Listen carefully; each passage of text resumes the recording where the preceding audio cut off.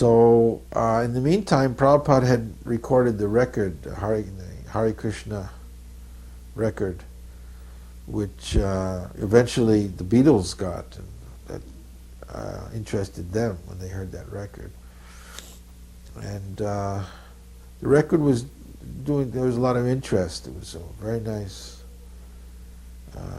One radio station played it all night long. For 10 hours they played the record over and over again. The WBAI, one of these alternative radio stations. So we were advertising the record in different kind of underground publications. An order came for the record one day. I used to get the mail and then bring it up to Prabhupada, and we'd go over it together. He would dictate and I would take notes and answer letters and so on. So one order came for a record. It was the letter was from the Macmillan Company, big publisher, worldwide. So and it was on this letterhead, Macmillan letterhead. So and so was ordering a record album with a check, and I rushed up to Prabhupada. I said, Prabhupada, look, someone is from the Macmillan Company. I mean, I didn't know what to do. We were, helpless. Prabhupada had to tell us everything. So Prabhupada said, he thought for a while, and then he said, you bring the record tomorrow, you bring it to the person, personally, and you tell that you have a Bhagavad Gita that you want to publish.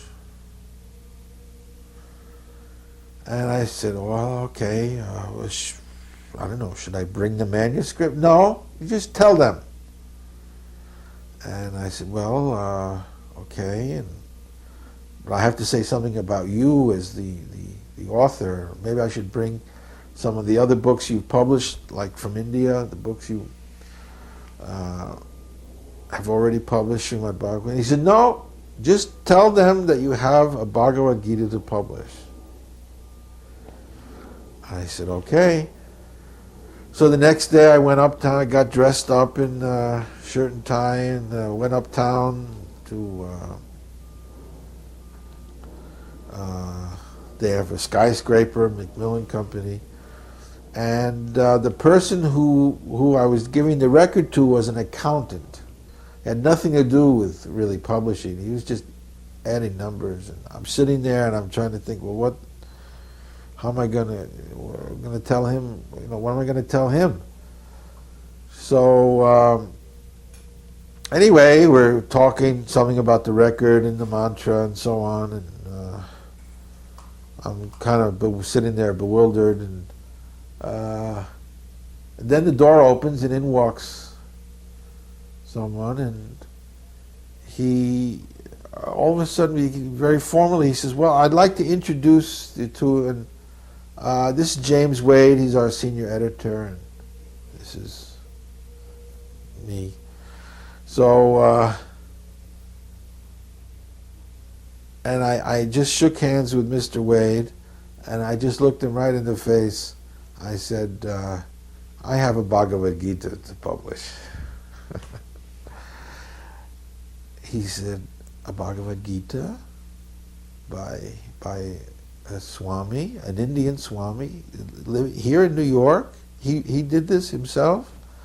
I said, yes. He said, complete the entire Bhagavad Gita? And I said, yes. And he said, well, that's exactly what I'm looking for to fill out our religion section. I got Buddhas, and we have the Quran. We have everything. We don't have a Bhagavad Gita. I need a Bhagavad Gita. Can you want us to publish? Well, we'll publish it. We'll publish it. And I couldn't believe what was happening. He actually agreed to publish it. He didn't even see the manuscript. Everyone else had rejected it for whatever reason, and here he is accepting it without even seeing it. I mean, I couldn't even believe it. I just flew back down to Prabhupada and told him the news. I was so excited. And Prabhupada it was like he was expecting it. Prabhupada just nodded.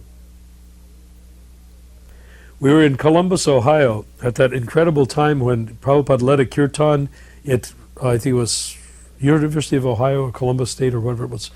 And everybody was so ecstatic they began dancing. But there was no place to dance because it was an auditorium. So they all stood up and were dancing on the handles of the armrests of the theater seats. Not devotees, everybody. Thousands of students were there. And it all came about. They came there for Prabhupada and they came for Allen Ginsberg. And Prabhupada and Ginsberg did a joint program. And during that program, it was sort of interesting because they didn't find a thing for holding the microphone. There was supposed to be a wire that went around the neck and held the microphone. They couldn't find one. And Allen Ginsberg went to Srila Prabhupada and said, "Oh, Swamiji, I will give you my shoelace." And Prabhupada was very offended. You know, he did not want to take Allen Ginsberg's shoelace to hold a microphone. And Srila Prabhupada looked at Allen Ginsberg as though he were like 3 inches tall and not made of a very pleasant substance. And Lynn looked at me and said, "Naranarayan Vishwakarma, you must give me, sacrifice your sacred thread." Now, he had told me never to take off the sacred thread and showed me how to wear it and to put one on and without taking it off. So he's giving me a direct instruction to take off my sacred thread. I felt exalted, like Joan of Arc being asked to be burned at the stake. I said, "Sure." So I took off my sacred thread and handed it to Srila Prabhupada and said, "Thank you." Then he looked at a black look at Allen Ginsberg and put on the sacred thread with a microphone.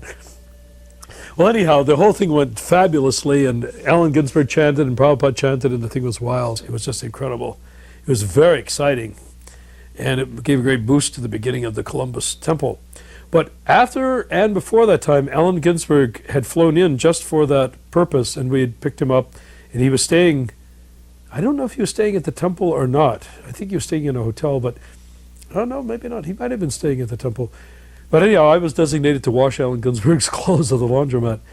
But he and Prabhupada were carrying on these great dialogues in a small room at the Columbus Temple. And there was room for a certain number of devotees there, and then there was not room for the rest. And sometimes I was in the room and sometimes I wasn't. But a bunch of us found out a way of monitoring the situation. In the next room over, there was a closet. And that closet communicated directly. So we drilled a hole through the wall in the closet. So there'd be like a dozen of us peering through a wall, a closet wall, at what was going on in the next room, trying not to cough or sneeze and revealing our whereabouts. So it was during one of those sessions that I heard Srila Prabhupada talking to Allen Ginsberg, and Ginsberg was talking about the nature of Kali Yuga.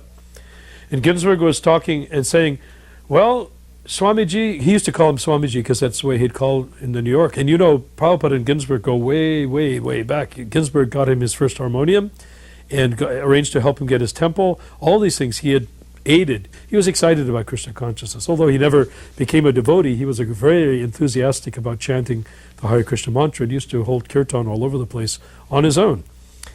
So here we are peering through that hole in the wall of the closet in the Columbus Temple, and Ginsberg is there saying, well, he said, in Kali Yuga is going on, and Prabhupada was describing how bad Kali Yuga was going to get, how there would cease to be any foliage at all. There would all be carnivorous animals, and people would also be cannibals, that the fruits would be there, but the seed would be big, and the fruit would be just like a skin. There would be nothing to eat. And the devotees would be, what few there were, would be living in caves. He was describing the end times, Krishna conscious version of the end times. And Allen Ginsberg was saying, he said, and your disciples, they will be in the caves? And Srila Prabhupada looked at him as though he'd lost his mind. He said, my disciples, he said, will have gone back to Godhead by then. And Ginsberg was very impressed. He said, oh, really? He said, oh, yes. He said, they are very advanced. They are going to go back very shortly. They're chanting. They're taking part in this process. They are becoming pure devotees in this lifetime. They're going back to Godhead. And Ginsburg said, yes. And they said, what will happen to the rest of us? He said, Prabhupada leaned over to Ginsburg, and Ginsburg leaned over to Prabhupada, and they looked at each other face to face. And Ginsburg was straining to hear what Prabhupada was going to say, and Prabhupada said, Alan, in the end, I will eat you, and you will eat me. That is the end of Kali Yuga. Otherwise, you must go back to Godhead.